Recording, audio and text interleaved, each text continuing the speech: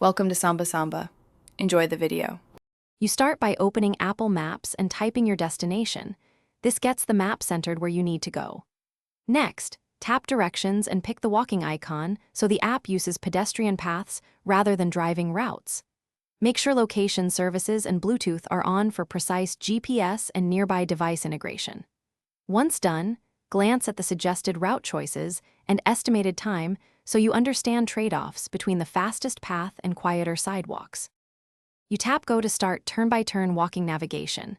Apple Maps then provides voice prompts and an evolving route line so you can focus on the path. Pay attention to the blue route and intersection alerts because they show where to turn and when to yield. If you stray or take a shortcut, the app recalculates automatically.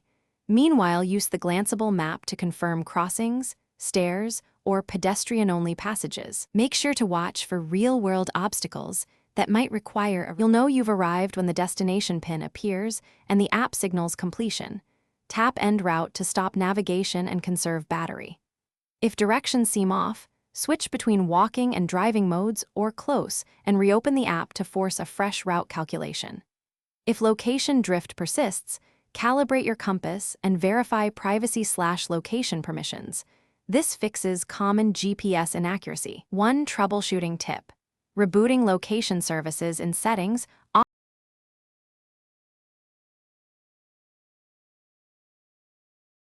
Thanks for watching. Consider subscribing if we helped you.